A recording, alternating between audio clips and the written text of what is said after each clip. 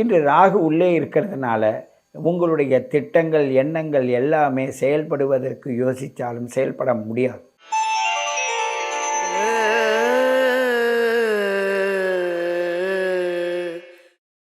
வணக்கம்.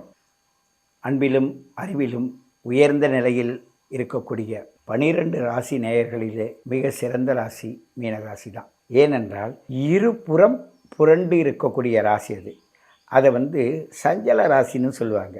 ஒரு காரியம் செய்தால் அது இரட்டிப்பாக மாறும். எப்பொழுதும் இந்த இரட்டிப்பாக மாறுகின்ற ராசி இது பறவை ராசின்னு சொல்லுவாங்க. மனசு அப்படியே பறந்துக்கிட்டு இருக்கும். அது நீர்நிலையில் உள்ள பறவை ராசி. அந்த நீர்நிலையில் உள்ள 2 ராசிகள் தான், ஒன்று மகரமும் அந்த மீனமும் தான் பறவராசின்னு சொல்லுவாங்க. அதில் இந்த மீனம் மிக மிக உயர்ந்தது. அதாவது இந்த பறவராசின்றது வெளிநாடுகளுக்கு செல்வது, ஃப்ளைட்டில் போகிறது வர்றது, இதெல்லாம் அதை தான் பறவராசின்னு சொல்லுவாங்க. உங்களுடைய மீனராசிக்கான இந்த நேரம் உங்களுக்கு மிக தைரியமும் மன துயரங்கள் என்ன இருந்தாலும் எடுத்து சமாளிக்கக்கூடிய தன்மையும் நிறைந்த ராசி அந்த ராசி. இன்று ராகு உள்ளே இருக்கிறதுனால உங்களுடைய திட்டங்கள், எண்ணங்கள் எல்லாமே செயல்படுவதற்கு யோசித்தாலும் செயல்பட முடியாது. வம்பு, வழக்கு, கோர்ட்டு கேஸு, பிரச்சனை, பகைவர், யாருக்கிட்டையும் போய் நெருங்க முடியாத நிலை, ஒரு வேலைக்கு ஆயத்தமாவதாக இருந்தால் அதில் தடை, இப்படிப்பட்ட சூழ்நிலைகளை உருவாக்கும். ஆனால் ஒருபுறம் இதெல்லாம் செய்யணும்னு தோணும்.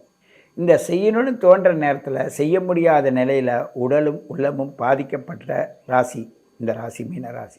உங்கள்கிட்ட மிக மிக அற்புதமான குணம் என்னான்னு கேட்டால், எல்லாத்தையும் எல்லாருக்காக விட்டு கொடுத்துட்டு அமைதியாக பொறுமையாக எல்லார்ட்டையும் நல்ல பேர் எடுத்துக்கிட்டு இருக்கிறது தான் இந்த ராசியோட ஒரு திறமை.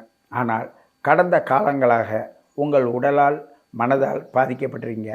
அது கண்டிப்பாக உங்கள் உடல் சார்ந்தது அல்ல, உங்கள் மனம் சார்ந்தது அல்ல. நீங்கள் ஒரு சின்ன விஷயத்திற்காக வெளியில் போய் யார்ட்டையா சொன்னீங்கன்னா அவங்க அதை பெருசாக்கி உங்களை நிலைகுலைய வச்சுருவாங்க.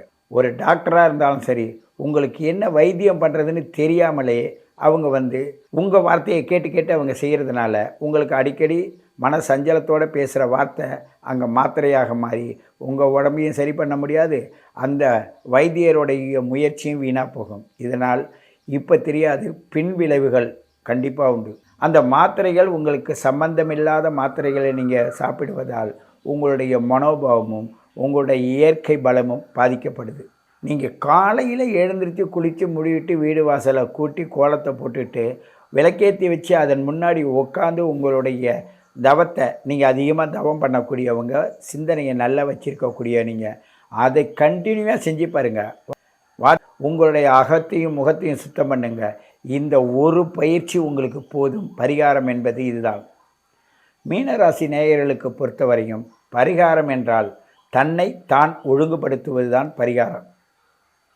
இது ஒவ்வொருவரும் ஒவ்வொரு விதமாக உங்களை மாற்றுவார்களே தவிர உங்களை சரியான நிலையில் செல்ல விட மாட்டாங்க.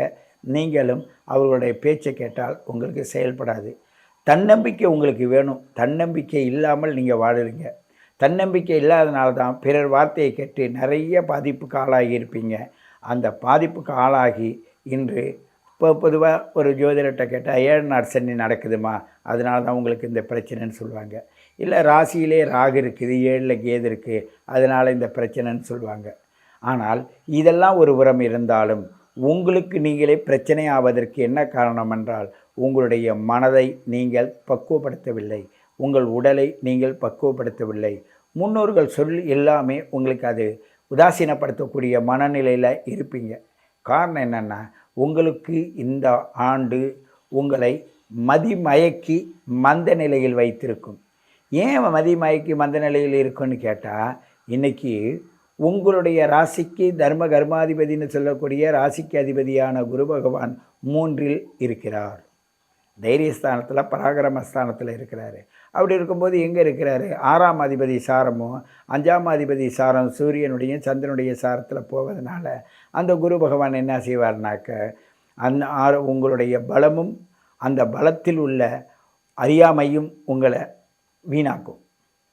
உங்களை வீணாக்காத நல்ல சிறப்பான முறையில் உங்களை எடுத்துகிட்டு போகிறதுக்கு மிக அற்புதமான இந்த நேரம். என்ன நேரம்? என்ன செய்யணும்? காலையில் எழுந்திரிச்சு சூரிய பகவானை வணங்கி நீங்கள் நல்ல முகம் கை காலெல்லாம் சுத்தம் பண்ணிட்டாலும் சரி பரவாயில்ல, குளிக்க முடியலன்னாலும். ஆனால் குளிப்பது சிறப்பு. இந்த வருகின்ற மாதம் பெண்கள் குளித்து முழுவி அந்த வீடு வாசலை கூட்டி வாசகாலை சுத்தம் செய்து உள்ளே இருக்க பூஜை இடத்தை சுத்தம் பண்ணி அந்த அங்கத்தை சுத்தம் பண்ணுவது தான் அந்த வாசகாலை சுத்தம் பண்ணுறது. முகத்தை சுத்தம் பண்ணுவது தான் அந்த வாசகாலை சுத்தம் பண்ணுவது. வாசலை கூட்டுவது தான் உங்கள் உள்ளத்தை கூட்டுவது.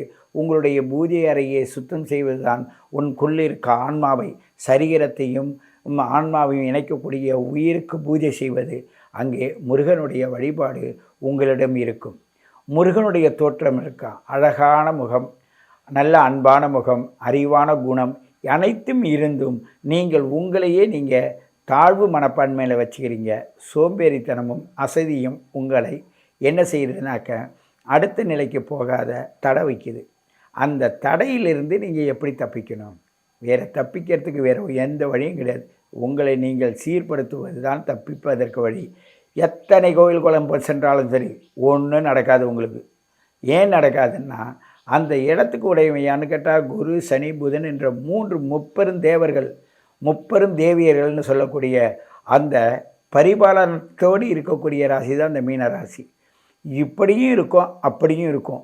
எப்படியும் என்னால் மாற முடியுன்ற ஒரு அருமையான ஒரு டெக்னிக் புரிஞ்ச நீங்கள் உங்களை நீங்கள் சோம்பேறித்தனத்தில் விட்டுட்டிங்கன்னா உங்களை மீட்பது உங்களாலேயே முடியாது. ஆகையினால் உங்களுடைய எண்ணத்தின் பயிற்சியும் உங்களோட முயற்சியும் உங்களுடைய பயணப்பாதையும் நீங்களே நிர்ணயிப்பதில் தான் இருக்கிறது. மற்றவங்களால் எதுவும் பண்ண முடியாது. மற்றவங்க ஏதேனும் குறை சொல்கிறாங்கன்னா சொல்லிட்டு போட்டோம். ஏன்னு கேட்டால் அவங்களால முடியல, அதனால் உங்கள் அளவுக்கு வர முடியல. அந்த நாள் அவங்க சொல்லுவாங்க, ஐயோ அவங்க சொல்லிட்டாங்கன்னு சொல்லிட்டு உங்களுடைய மனதை நீங்களே கெடுத்துக்கிறீங்க. அவங்க சொல்லுவது அவங்களுடைய பழக்கமாக இருக்கும். நம்மளுடைய பழக்கம் என்ன? நம்மை நாமே நிர்ணயிப்பது தான் நம்மளுடைய பழக்கம். உங்களிடம் இருக்க உயர்ந்த குணமும் நல்ல அற்புதமான மனோநிலையும் உபகார குணமும் அதிகமாக செய்வீர்கள். இல்லைன்னா யாருக்கும் எது செய்யாத உங்கள் வேலையை மட்டும் பார்த்துக்கிட்டு அமைதியாக இருப்பீங்க. ஆனால் எல்லாருக்கும் நல்ல பிள்ளை, எல்லோரும் நல்ல மனிதர்கள் நீங்கள் நினைப்பீங்க. அவங்க ஒன்று நல்ல பிள்ளைன்னு சொல்லுவாங்க. எந்த ஒரு விஷயத்திலையும் ஈடுபடாதனால் சில பழக்க வழக்கங்கள் உங்களுக்கு தெரியாது. சில பழக்க வழக்கங்கள் புரிந்து கொள்ளவும் நீங்கள் முயற்சி செய்ய மாட்டீங்க. அப்படி இந்த முயற்சி இல்லாதனால் உங்களுடைய சில அனுபவங்கள் உங்களுக்கு குறையும். இந்த அனுபவங்களை சொல்லித் தருவதற்கு தான் இன்று 3ஆம் இடத்தில் குருவும் செவ்வாயும் 6ஆம் இடத்தில் சூரியனும் வருகிறார்கள். உங்களுக்கு 3க்கு 4க்கு உடைய புதன் பகவானும் சுக்கிர பகவானும் வக்கர நிலையிலிருந்து அங்கே சொல்லித்தரத்துக்காக தயாராக இருக்காங்க. ஆகையினால் உங்களுடைய முயற்சி, உங்களுடைய அனுபவம், உங்களுடைய பழக்கம் இவற்றின் மீது கவனம் வையுங்கள்.